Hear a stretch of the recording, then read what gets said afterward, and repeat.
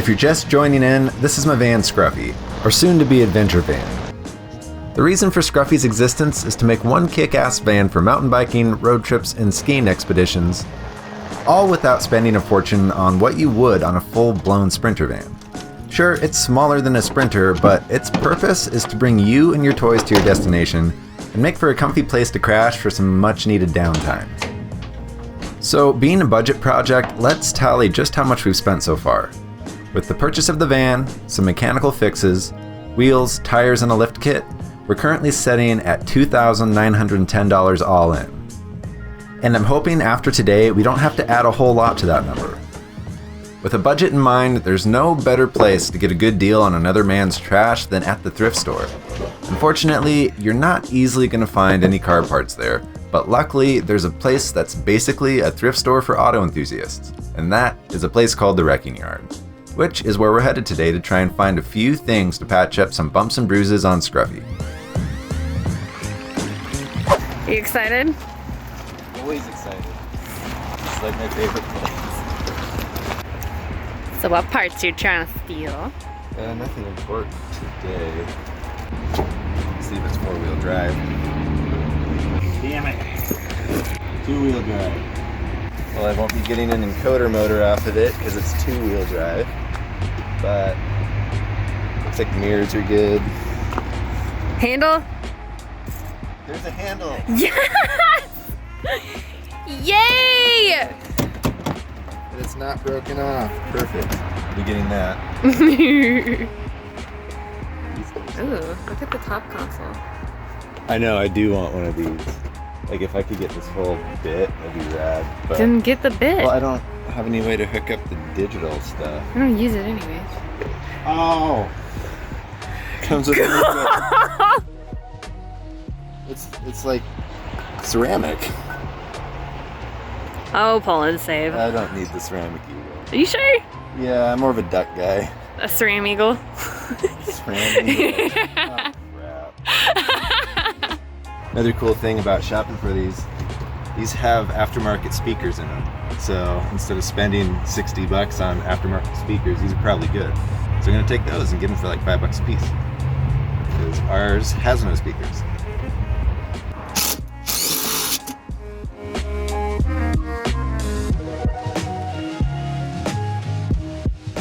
The plate is a little bit broken, but the handle itself is good still.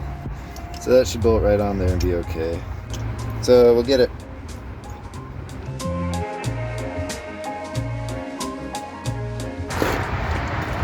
It has tow hitch. It's a heavy duty one too. So we'll get that for sure. It's gonna be fun to get off. It should be really easy. It's just a bunch of bolts and I have an impact driver, so we're good. I actually do need all the bolts for this. What is going on with this one? This is going to be a huge pain, yeah. This one's going to be a bitch to get off. This one's going to be really easy. Let's go get this one.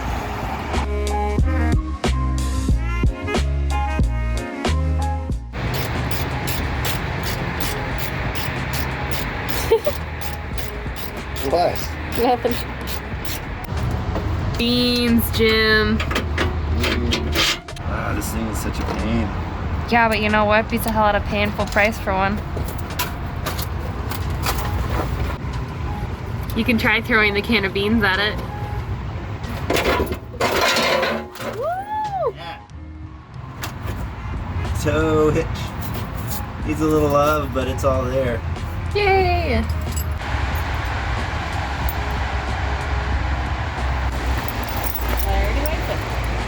Yep. Yay. All the hard work. So that hitch cost $20. They're normally like $200. $200. $20. What was the total that we spent? $50. Yes. For new speakers, new mirror, door handle. Nicely done. Nicely done. I got some stuff to do. Yeah, you do. So this was one huge reason why I bought the van that I did. And it's that they're super abundant in wrecking yards and there are parts everywhere, making it pretty easy to make some fixes and upgrades on the cheap. After this and one other shopping spree, it's time to install our winnings and give Scruffy a full junkyard makeover. The best thing you can find at a wrecking yard is a color matching donor vehicle when you're in need of body parts, and I found just that a couple weeks ago. So I grabbed a couple doors and some bumper covers to polish up the look of the van. Since this was the cargo van, all the finishings were strictly utilitarian, but I plan to put some lipstick on this pig, starting with the front end.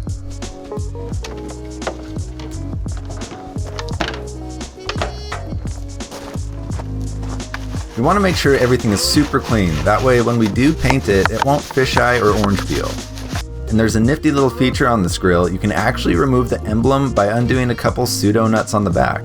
This saves us the trouble of having to mask it off for paint.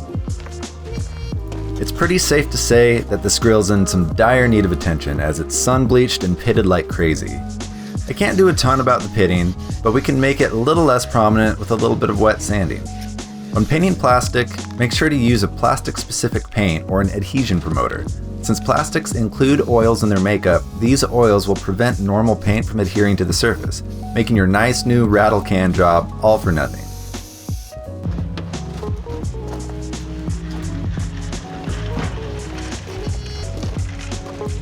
To help with Scruffy's much needed facelift, I did splurge on one new thing, a set of HID headlights. They're nothing crazy, just an Amazon special, but I mostly got them for the light output, and these had the best reviews in that department. The current headlights are just stock halogens, and the light output is so poor, I might as well strap my bike light to the front bumper to see better. Unfortunately, these new lights ended up not being plug and play like the description stated. Turns out on these vans, the headlights are a switched ground circuit, not a switched power circuit like the lights require. This basically means that you'll never have both working low and high beams if you try to plug these in as is. But this isn't a huge issue, and we can easily fix this by making our own switched power circuit using simple electronic relay switches. Once made, boom, these lights are working, and they're super bright, totally worth the extra cost and hassle of wiring them up correctly. Putting the footage side by side, you can really see the difference that it makes. Now, on to making some small but much needed repairs. This sliding door is complete garbage. It's sloppy and never wants to track right, and sometimes it won't even close. The reason is that somehow the mounting point to this arm was ripped out by the previous owner, or maybe it was the man in blue spandex. We could try and weld it back into place, but that sounds like a bad time to me. So we just got a new door instead.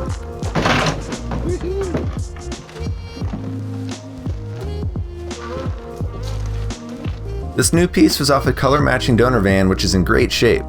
And this door has an upgraded pop-out window.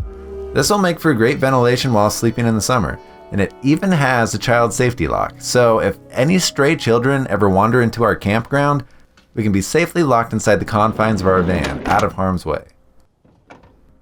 With the addition of this new buttery smooth door, that's really nice. Wow. Can't stop doing it. It's so smooth.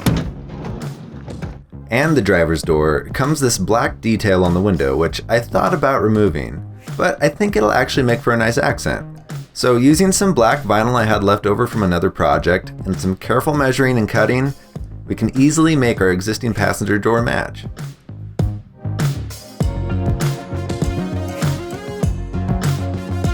While we're working on the passenger door, we'll install the new speaker and this long overdue new door handle. Before, you'd have to open the door like this.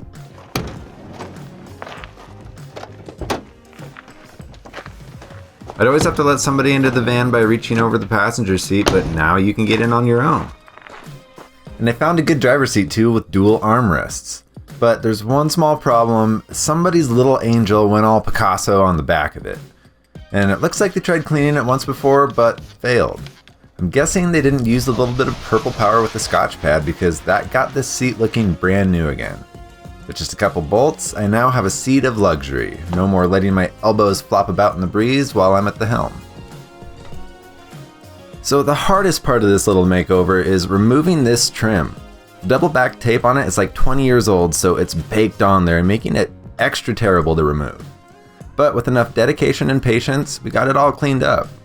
As for the finishing touches, we're giving Scruffy some matching badges, and a little bit of flair up front. We'll get the tow hitch installed later. I want to get it cleaned up first and refinish it, so that's something that we can take care of off camera.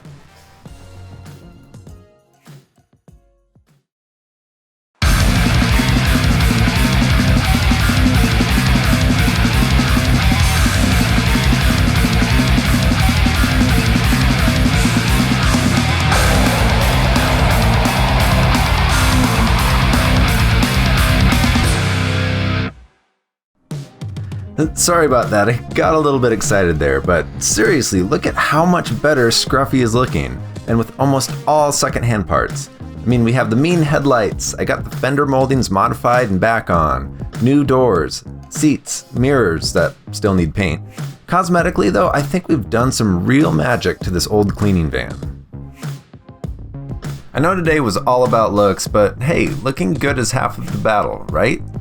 Next time we work on the van, I think we'll be starting to work on the insulation and interior finishings, as it definitely does not look as good on the inside as it does on the outside right now. But right now, let's get our running total up to date. Our previous total was $2,910. After multiple runs to the wrecking yard, gathering large pieces like some doors, bumper covers, the tow hitch, and a load of small things, we spent only $200, which is a huge steal. But we'll have to add a little more for the headlights and the custom wiring we needed to make, which bumps the total up by $115. So our new facelift and small upgrades brings the new total up to $3,225. And remember, our goal is to stay under $5,000 all in, which I still think we're going to be able to accomplish. To get caught up on our van build, be sure to peek at the Budget Van Build playlist on my channel. If you enjoyed this video, hit like, and to stay up to date on Scruffy's progress, hit subscribe. I hope you enjoyed this little van makeover today, and as always, until next time, keep that rubber side down.